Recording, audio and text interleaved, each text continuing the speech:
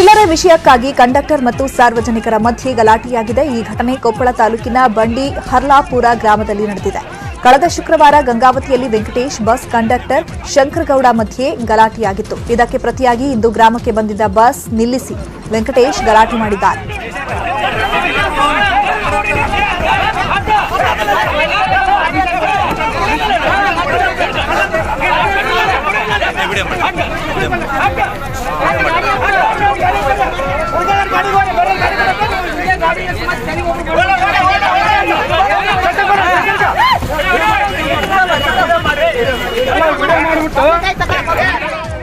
ಈಗ ಅಷ್ಟ್ರು ಒಂದ ಈಗ ಇನ್ನೊಮ್ಮೆ ಡ್ರೈವರ್ ಕಂಡಕ್ಟರ್ಗೆ ತೊಂದರೆ ಕೊಡಬಾರ್ದು.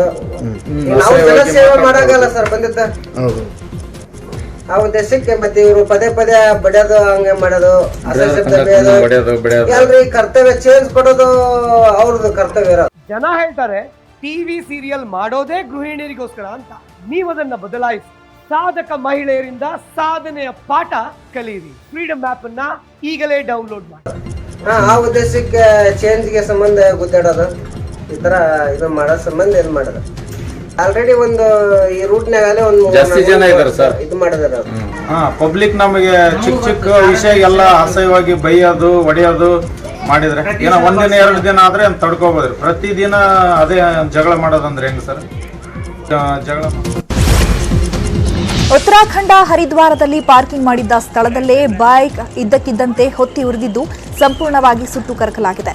ಈ ಘಟನೆಯಲ್ಲಿ ಯಾವುದೇ ಪ್ರಾಣಹಾನಿ ಸಂಭವಿಸಿಲ್ಲ.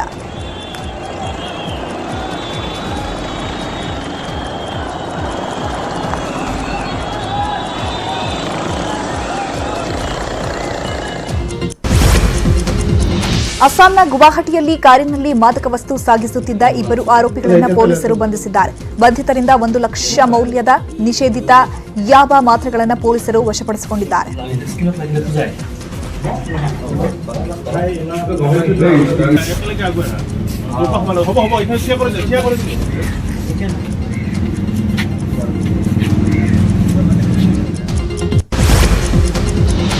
ಹರಿಯಾಣದ ಅಂಬಾಲಾ ಎಂಬಲ್ಲಿ ಪೊಲೀಸರು ಗೋಲ್ಡನ್ ಬಾರ್ ಗ್ಯಾಂಗ್ ಅನ್ನು ಬಂಧಿಸಿದ್ದಾರೆ. 4 ಆರೋಪಿಗಳನ್ನು ಬಂಧಿಸಿರೋ ಪೊಲೀಸರು ಬಂಧಿತರಿಂದ ಗನ್ಗಳನ್ನು ವಶಪಡಿಸಿಕೊಂಡಿದ್ದಾರೆ.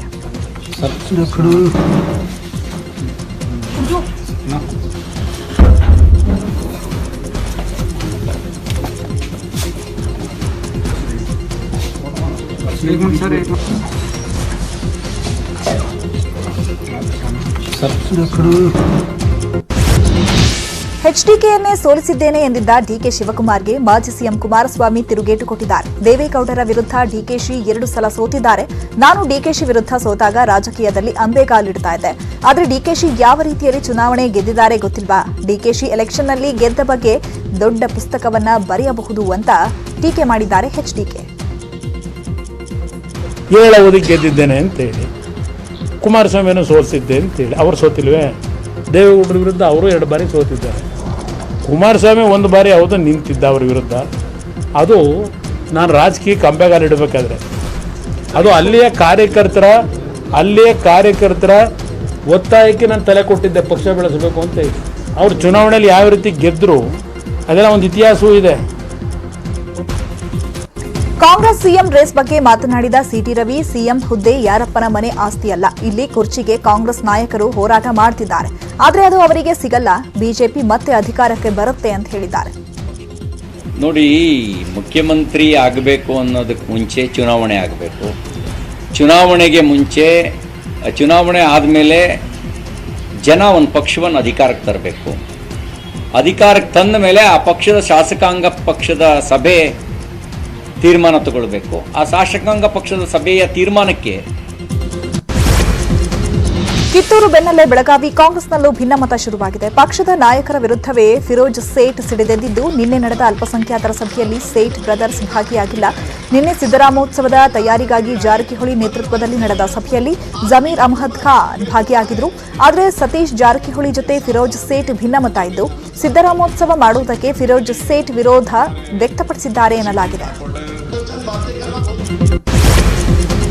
ಕಾಂಗ್ರೆಸ್ನಲ್ಲಿ ಸಿಎಂ ಕುರ್ಚಿ ಕಿತ್ತಾಟಕ್ಕೆ ಬಿಜೆಪಿ ರಾಜ್ಯಾಧ್ಯಕ್ಷ ನಳಿನ್ ಕುಮಾರ್ ಕಟೀಲ್ ವ್ಯಂಗ್ಯವಾಡಿದ್ದಾರೆ. ಕಾಂಗ್ರೆಸ್ನಲ್ಲಿ ಹುಡುಗಿ ನೋಡಿಲ್ಲ, ಎಂಗೇಜ್ಮೆಂಟ್ ಆಗಿಲ್ಲ, ಮದುವೆ ಆಗಿಲ್ಲ, ಸೀಮಂತನೂ ಆಗಿಲ್ಲ, ಆಗ್ಲೇ ಮಗುವಿಗೆ ಸೀಟ್ ಹುಡುಕಲು ಹೋಗ್ತಿದ್ದಾರೆ ಅಂತ ಲೇವಡಿ ಮಾಡಿದ್ರು. ಇನ್ನು ಸುಧಾಕರ್ ಮಾತನಾಡಿದ್ದು, ಒಕ್ಕಲಿಗರ ಸಮುದಾಯ ಯಾರೊಬ್ಬರ ಜಾಗೀರಲ್ಲ, ಸರ್ವರನ್ನ ಜೊತೆಯಲ್ಲಿ ಕರ್ಕೊಂಡು ಹೋಗುವ ವ್ಯಕ್ತಿತ್ವ ಇರುತ್ತೋ ಅವರು ನಾಯಕರಾಗ್ತಾರೆ ಅಂತ ಹೇಳಿದ್ರು.